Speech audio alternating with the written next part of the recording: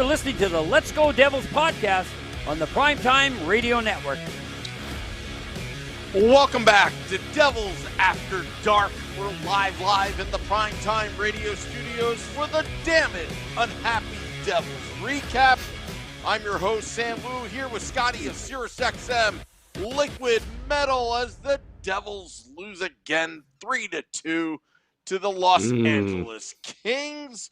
I know some of us are little mad, a little depressed, don't like the mental errors, but Scotty, let's recap the game that was as we're streaming live on Facebook Live, Twitter Live, YouTube Live, and Twitch on the Primetime Radio Network. Give it to me, Scotty.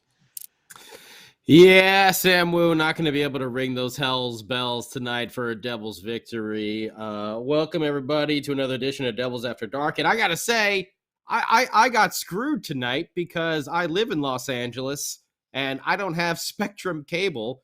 So guess whose game was blacked out for him on ESPN Plus? I was just like, oh, awesome. Tried every trick in the book to try to get that feed to come in, but not successful. So I had a fun night listening to Matt and Chico on the radio call, and Chico had some good points that we should discuss. But the Devils kind of played down to their opponent again with the Los Angeles Kings, and something Chico was harking on all game. 21 missed shots. 21 missed shots for the Devils over the course of this game, which, of course, they lost 3-2. It started out very nicely for our boys.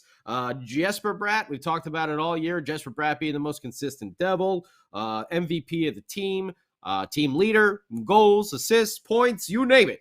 Wherever Jesper Bratt is, the points start piling up. And he had himself a nice goal there. A bomb from Samu's best friend, Damon Severson, kind of found its way through. Bomb pass, I'm sorry. From Severson, finds its way through. And Jesper Bratt on the breakaway there. The old home run pass, which we say we don't like very often, but this time it kind of worked because I think Damon Severson was back by the goal line that he had that Hail Mary pass thrown there. And Jesper Bratt got it, made a little spin, and he was there on a breakaway, and he started off the game, what was that, 2 minutes into it, and started it off with a bang there, put his nice little breakaway move on Peterson, the Kings goalie, and Devils were up 1-0. Then it was, so Damon Severson giveth, and then Damon Severson, taketh away. And Jack Hughes as well. Jack had some points, but he also had I feel like he struggled this game. 2 of the goals were kind of related to him not being in position. This first one, Iafalo's, partial breakaway that he had up the wing. Good shot, top shelf, far side. We have learned that Gillies, he's made some big saves, but he's a little weak on the blocker side. Something else Chico pointed out that we'll get to a little later. But Iafalo puts the Kings on the board there, tying it up, and this was all created because the Devils were in the zone. They had possession. They were good around the perimeter. And then Jack Hughes kind of left a drop pass sitting there for Damon Severson, who it was out of reach, and wouldn't you know it, boom.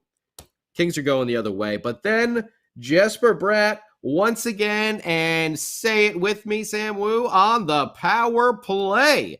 We talked about how inept our power play was for such a long time, and now it has been one of the great strengths of this team. Some more good movement from the Devils around the perimeter. Jack Hughes gets the puck from Damon Severson, a nice cross pass, and Jack Hughes, just kind of threads the needle there past a couple of the Kings defensemen. Jesper Bratt is there waiting to slam it home into the empty net for his 13th of the season. That's Jackie Boy's 13th assist, and Damon Severson picks up another assist there. So it's kind of a little bit of both with Severson. Like we said, giveth and taketh away, and holy jeez, poor Buffalo Bills. I think the Kansas City Chiefs just won this crazy game in overtime going on over here. So, wow, been nutty. Sorry, I have it on in the background, and I just kind of noticed it. I'm on a But- delay. So I'm sorry. I'm spoiler over here, but the Chiefs just won. But Brat, burying that for his team leading 13th goal of the season. Very nice. But then, I don't know. The Devils kind of got into a little funk. Didn't play as well. And, we started seeing them play down to the competition there in later periods. So Gillies did come up with some big saves in the second. We did notice that.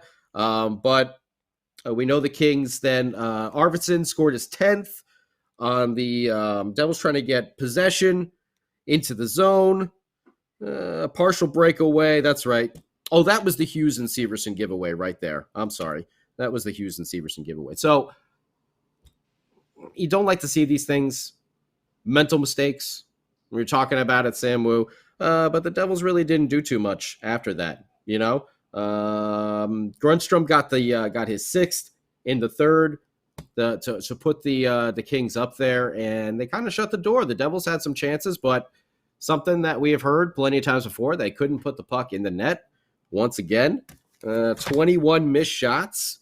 The third goal was PK cheating behind the net, and Jack Hughes vacating his position, trying to move back up ice before the play was over. It's 2 bad plays right there. The Devils played down. They didn't hold the lead again. And 21 missed shots should really tell the story right there for why the Devils, again, they beat best team in the league, Stanley Cup favorite Carolina Hurricanes yesterday, but then lose to the Los Angeles Kings tonight at the Rock. So love to hear what everyone has to say about the game. Please hit us up on the socials. Facebook Live, Twitter Live, YouTube Live, Twitch Live, whatever you want. Hashtag Devils After Dark. Let's go Devils podcast. Sam Wu, what did you feel about this game? I think the big thing that, what I got was, I almost forgot to mention, Chico was talking about it, all 3 goals for the Los Angeles Kings to the blocker side. It seems that Gillies has a little weakness that they have exposed, that they figured out. Chico was talking about, he's kind of throwing his arm out too soon, creating that hole there. A little bit too soon, because the third goal wasn't on the outside. It snuck through the, the arm and the pad. So, not reacting. And listen, Gillies is not, Marty Brodeur over here. So we got to limit our expectations there with him. But you can see that the Kings figured out a weakness and they exploited it. So shots on goal for the Devils, 10-5-10 for a total of 25. Kings, 6-14-17 for a total of 37. So you can see how the game went first period. And we've seen this before. First period, much like the Coyotes. First period, really good. And then after that, mental mistakes. Only 9 giveaways tonight. Still not very good. Like the hits, though. That was good. The physicality, 29-31. Face-offs were pretty much easy. Devils did get a power play goal, and once again, they did not give up a power play. The Kings were 0 for 3. So the special teams, which we know were such a weakness, have turned around and really played well. Even in these stretches where the Devils aren't winning some of these games. The special teams has been really good. It's been our 5-on-5 play that's really been lacking. Teams know how to play against the rush. And, if the Devils don't get into the zone with that possession, they're just coughing the puck up. We talked about the home run passes. Tonight it worked once with Damon Severson, but you can't rely on that as your outlet passes. It just happens too much. Teams take advantage of it, regain the puck in the neutral zone, and just now we got to transition back. We're starting to transition forward, and we got to stop the transition back. It's just it's a vicious cycle. Sam Wu, I eat because I'm unhappy, and I'm unhappy because I eat. Art Heaton in the YouTube Live. Why don't you elaborate? It's a vicious cycle. Question. Elaborate on your first question, because I don't know what you're talking about. So here are some observations. First period, LA came out physical, at times dominating, just out they overpowered the Devils. The Devils survived that flurry that they put on in the first period. Now, that Damon Severson home run pass to the cherry picker, Jesper Bratt.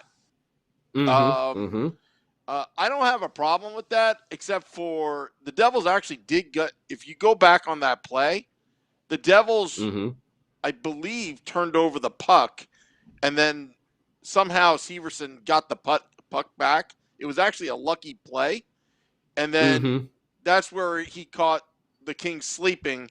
It was a great saucer pass to Jesper Bratt, and it was a great move to finish. To take the 1-0 lead. But the Devils were really lucky there. Sometimes I like to say I'd rather be lucky than good. But, again, it's like what you're saying, Scotty. You can't rely on that. Secondly, mistakes galore. The Devils actually they played well on special teams, but at the same time, Winston's upset. He's upset. He's upset about this. Yeah, 5-on-5. They were shooting themselves on the foot. Getting too fancy. We talked about getting too fancy with the puck. I almost didn't want Bratt to score on that play, on that home run pass, because you knew that they were going to do it 15 times. 15 more times, yeah. Yeah. And it's a lack of discipline. I don't know how Lindy Ruff, what he's telling the players, but to me, that's not going to get it done. That's not going to get it done. I don't think so. Some of the Jack Hughes blind drop, stop it. Get it deep in the zone, reset. Yeah. You're better off that way. This is not fantasy hockey. And if I'm not mistaken, he circled like the whole perimeter on that and dropped it for Severson, and it was just out of his reach. It was out of Severson's reach. It's a dangerous play as well. It's a very dangerous play that can be quickly turned into an odd man rush because now your defenseman. Which happened. Yep. Which happened. And they ended up scoring, that type of stuff has to stop. And I'm seeing it here on everyone on Facebook Live. How you doing? You know what? Ramona saying Hughes can't play defense. We need him to try and be more. Steve Tartas has got a great point. Outside of Bratt, who's a top 9 winger on this team? I'm not sure right now. I'm not sure. Yeah. I'm not sure. Jesper Bratt is by far and away, the best player on this team this year. He was mixing it up. Got a little roughing penalty in the first period as well. I heard that on the call too. So I wish I saw a little bit more of that physicality. But Jesper Bratt going in there and stepping up. So trade Zacha, says Ramona. I mean, he might be one of those. On the block. Does it change the scenery type of place? Is this another one of those we get another like high ranking prospect who is struggling somewhere else and they do a change of scenery type of trade? We had high hopes for Zacha after last year. We really thought he'd be a 20-goal scorer this year. But he does. He seems a little lackadaisical out there. Steve is talking about Lindy Ruff. I don't know. I don't get why this team is... He's not going anywhere unless there's a 20-game losing streak from now to, whenever. He's not going anywhere. The Devils are not going to pay for 2 salaries. And also, again, when you're in this pandemic and lots of screwy things, you want, if you're going to bring in somebody new, you bring in somebody new where you put them in a position to succeed. Lindy Ruff, had it when he first came, 3 practices with a team that hadn't played in 9.5 months back when the season restarted last year. With all the COVID, issues and then all this stuff, just stick with those guys. You're not going to make any changes. Too many changes is not a good thing because I like to see at least some continuity, even if it's bad. That's just me. I don't think. Yeah. I don't think with Fitzy's long relationship with Lindy Ruff going back to the Panthers and everything like that. I don't see him relieving him of his duties during the season. I don't know why. I just don't. Although, listen, I like Lindy. I think he's a great guy, and I think he's a good coach. But I also 100% noticed the jump in the step when Coach Nass was behind that bench. They're more I don't know what it disciplined is. when Nasruddin is coaching. The game is simpler, and what happens. All those turnovers is just they're overthinking something so simple. That's the bottom line, and we saw it time and time again. Now, Bratt had 2 goals. He had that sweet power play goal. You know how that power play goal came about? Jack Hughes. That shoot first, but you know what? When you have that shoot first advantage, they overcommit to you. Boom, Jesper Bratt was wide open and executed, finished it. To give the Devils a 2-1 lead. Yeah, let's not forget too. That was a cross ice kind of behind him pass that got by 2 LA Kings defenders. Yeah, that was a pretty slick pass there. I will say that. But then that's fantastic. But that drop pass that he left directly led to the Arvidsson goal, and then vacating his position essentially led to the Grunderstorm goal. So, So the other thing too, frustrating. And since we're a hedge fund, we're going to have a little business talk. What's happening with the Devils is they're actually working pretty hard. They're making great strides, but the problem is, for all their efforts, all that capital they build up, it all comes crashing down when they make stupid errors, simple mistakes. Yeah. And, you can have a 5-goal lead, but if you make 5 bad mistakes, you're still even with the team. Yeah. So, you can't outshoot your opponents. And that Jack Hughes play, and he's going to learn. He's still young. But you can't be doing that because you're putting Severson in a bad position where, a high risk, high reward. But in the end, you got to play the percentages there. Why would you drop it back to Severson on that play? Just dump it in, reset. And that's where Jacques Lemaire came in when he started coaching the Devils back in 93, 94. Again, they call it boring. The press, they call it not exciting. But I'll tell you what, it's being disciplined and team first. That's how great teams win. And the talent is there. Jack Hughes, that thing, I don't want to harp on it, but it was completely unnecessary. There are other plays in the game. I didn't write it down. Were just completely unnecessary. Just get the puck down, get a line change, reset, Yeah, and what we got, well, that was the other thing, too, I think Chico actually brought up, too, is that they were trying to change lines when he made that pass, which is another reason why Arvidsson was so wide open down the wing.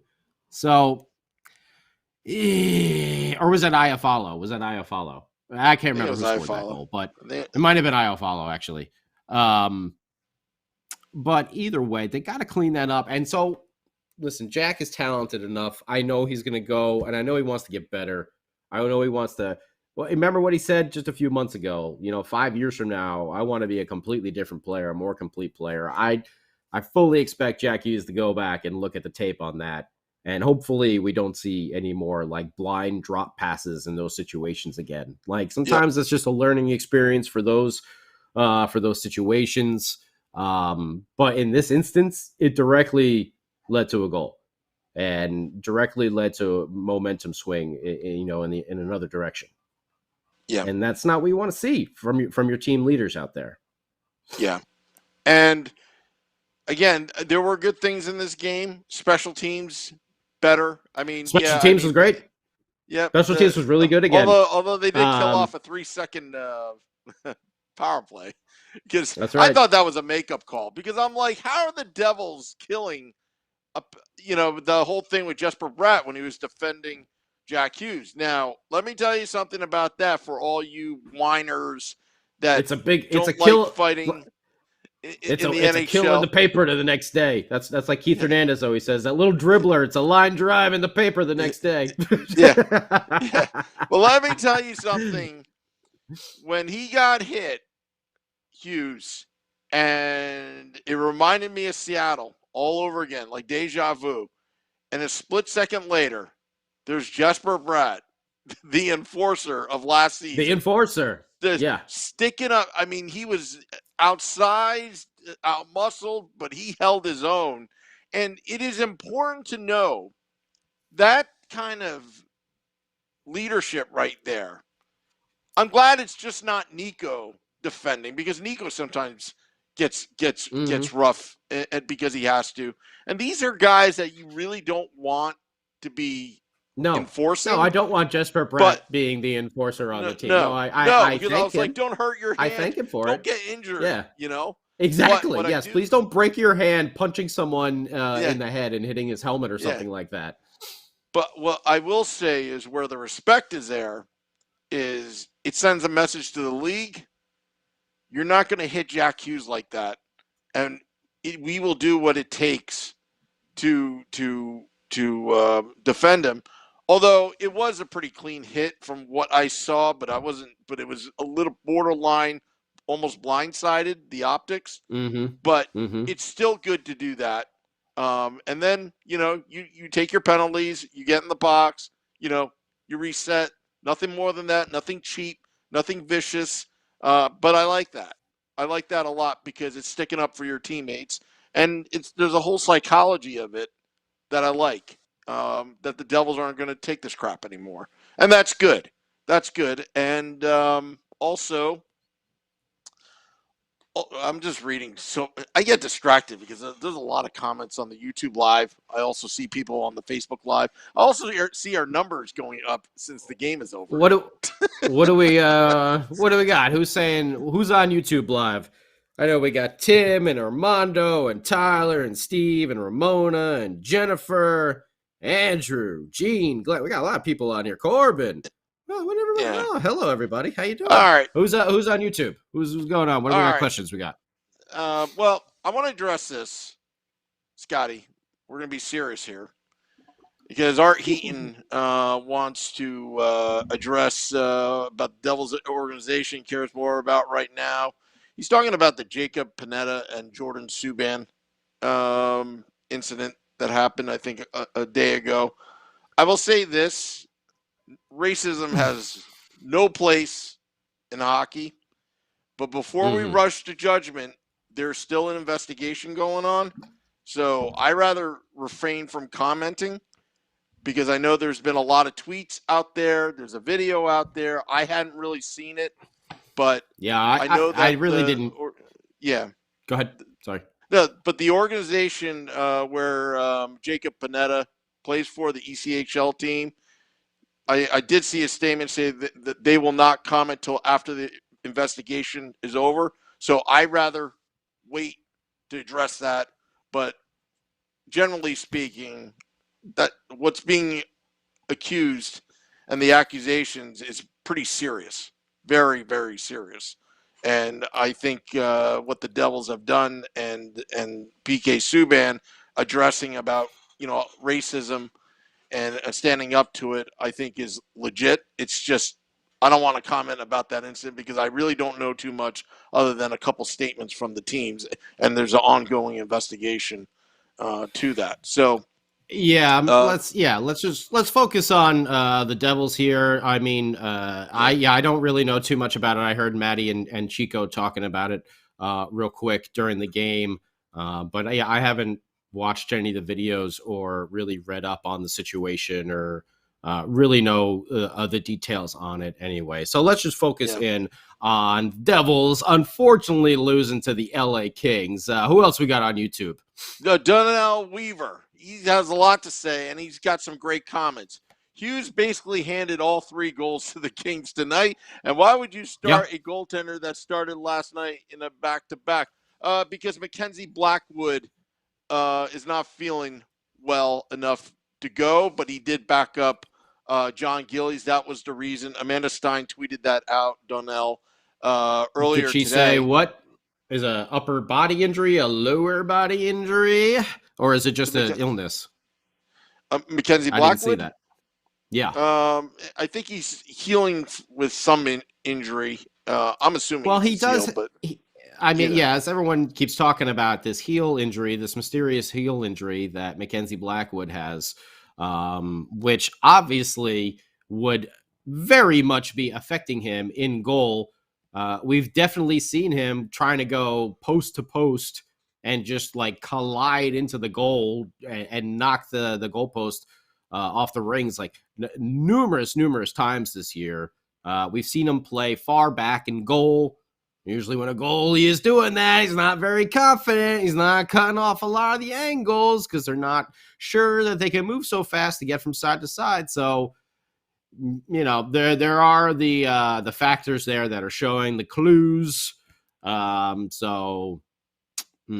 right. So we got to see where we go there. Maybe we'll go to our 5th string goalie this year. We'll see. But hey, Short Sky, you're telling me Short Sky's got a chance? You're telling me he's got a chance? Cue the Dumb and Dumber gif.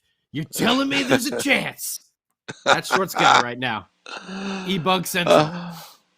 And also Donnell writes, Devils are doormats of the NHL, and when will the rebuild end? It seems like forever they are in this rebuild. It does feel like it's been forever because it has been. It's gone on for multiple years and all that kind of stuff. But here's the good news. What happened tonight is all correctable, actually. You have the talent to keep up with the Kings. You only lost 3-2 with your 3rd string goalie. And that's playing on the second half of a back-to-back, no less. Again, if they don't make these stupid errors and these mistakes and play disciplined hockey, it takes time with the young team. This could have easily been a 2-0 game. Really? It really could have. And also, the Devils did have some good chances as well. I think Nico had one go right through the crease. Or maybe that was just for Brad again. Had a good opportunity as well. And the Devils did have some good chances in there, but it's something that we've seen them not being able to put the puck in the net. But also, like we said, Chico pointed out on the radio broadcast, 21 of those shots missed the net. Yeah. So it's great to shoot the puck on at the net and in that general area, but if you don't actually get it on the net and you're missing wide all the time, do you know what that tells me? Do you know what it tells me? They're reverting back to bad habits, and I'll tell you a reason why. Because when they were having success, they weren't getting too fancy with the puck. They were just getting it on net. Yep. They were getting it on net, getting in the lanes, getting it on net. It all goes back to that home run pass. I'm like, when they score, I swear to you, Scotty, I almost texted you and said that's not good because that's not how the game. They're going to try it the rest of the game now. Yeah, exactly. I feel like that's what you should be trying in 5 minutes to go in the third when you're trying to rally something. Go ahead, all right, let's see if it works. The entire game, it's just they don't work. They don't work. Yeah. The percentage is very low. And it's just like, okay, we got puck possession and let's immediately give it back to the other team. Yeah. It's not a recipe for success. And if you make these mistakes the way they did, you're going to get burned. Yeah. There's not much else you can say about it. Gillies, you can talk about, maybe that blocker side got a little bit exposed, but still, these were partial breakaways that he was going on. They weren't, it's not like they were low quality. Again, Devils giving up high quality scoring chances to the other team. And they got to eliminate that. That's what makes Jacques Lemaire and Larry Robinson great coaches because they really harped on, they paid attention to details. if you remember Scott Stevens when he played for the Capitals, that one year with the St. Louis Blues and his early years with the Devils, he was an offensive defenseman. He was hard hitting, hot tempered, a little bit out of control. As soon as Jacques Lemaire got there, it was a totally different player, a better player, because he had so many tools in his toolbox, Scott Stevens, but then he just had one focus: shut them down. Shut them down and lead. And look how effective. 3 cups came out of it. And it's well documented. If you don't believe me, it's well documented that Jacques Lemaire had a profound impact. And even Ken Danico, I think, said once that his first practice with the team back in '93, Ken Danico learned a lifetime of hockey knowledge in that one practice. Because it's, it's the way you position yourself on the ice, the way you hold your stick, the way you position yourself, your eyes on the puck, and making sure that as a defenseman, you're not in your goalie's way. There is a method to the madness. And I think the Devils are just relying too much on their talent, and they need to gel and come together as a team. And, we've seen bits and pieces of it. But again, is Lindy Ruff going to be the right coach to put that all together? Time will only tell, but time is running out as far as I'm concerned, because fans are a little fed up. Yeah, and they have every right to be. And they're going to have to make some decisions on that. Like I said, I don't know if Fitzy will do it in season to Lindy, just going with their history, but I don't know. I feel like Coach Naz seems to be getting more out of the players, even when he took over for Hines there in the interim. The team turned around and played well. So I don't know if it's because Coach Naz has been with them so long and he's kind of grown with them as a coach and them as players. But it's worked really well. And we're going to have a tough schedule here coming up. So this is, hopefully not the start of another 3 or 4 game losing streak, because we got the Dallas Stars on Tuesday at home. Then we're on the road against Tampa Bay, who we've played well against, but hey, it's still the Lightning. And then Carolina again right after that on the road. Yeah, we know we've struggled on the road. Oh, they're going to want revenge. And let me tell you, I don't think their third-string goaltender is going to be in there when we play them next time. So Carolina and then... Whoa. Sorry. I just saw a comment. But what's that? Keep on going because I got to address it. Okay. And then then we're going to head up to Canada after that and start making up all those games that we missed with Toronto, Ottawa, Montreal, the St. Louis makeup, and a couple others. So we're going to have a tough schedule here. But that Dallas, Tampa Bay, Carolina, Toronto, that's not a lineup you want to be facing there. However, our boys have been known to play up to their opponents, and like we saw tonight, again, just like the Yotes, down to their opponents as well. So we will see exactly what happens, but it's going to be a tough schedule. We'll be here to cover it all for you with our Woo reports with Sam Woo. I'll be here with Devils After Dark, me and Sam hanging out. Don't forget, if you go to the game, tag us at Let's Go Devils Podcast. You can do hashtag Devils After Dark. Say what's up. Taj Lounge 973 with Vinny Parisi for Game Day Live. Sam as well. The Let's Go Devils Podcast. Hockey on Tap on Mondays. State of the Fan Address on Wednesdays with Nick Villano. And a whole bunch of games, man. So we're going to have an action-packed week here. Hopefully it's a fun action-packed week, Sam Woo, and not one, not more of the mental mistakes. Yeah. Just want to read a couple comments. Little Fireboy87. You have to admit that the only really bad glaring game since the COVID Christmas break was the Coyotes tearing us apart through. The rest they fought quite well. Matter of fact, they only lost by 1 goal. Like tonight was by 1 goal. The BJs and the Islanders, they were all by 1 goal. And those games, they were 13 guys on the shelf, and they were fighting through. The only bad game was that Coyotes game, but today's game could have been much worse And I think the Devils got lucky that the score was ended at 3-2. But they did get schooled at times. It's just, yeah. But also now, Andrew Gilbert says, stop saying talent. That's why they don't win hockey games. They don't have enough talent. Let me tell you something, Andrew. If you take any of these players and put them on another team inside a system with a well-coached team with veteran leadership, any one of these players would do extremely well on Pittsburgh, on the Capitals, on wherever.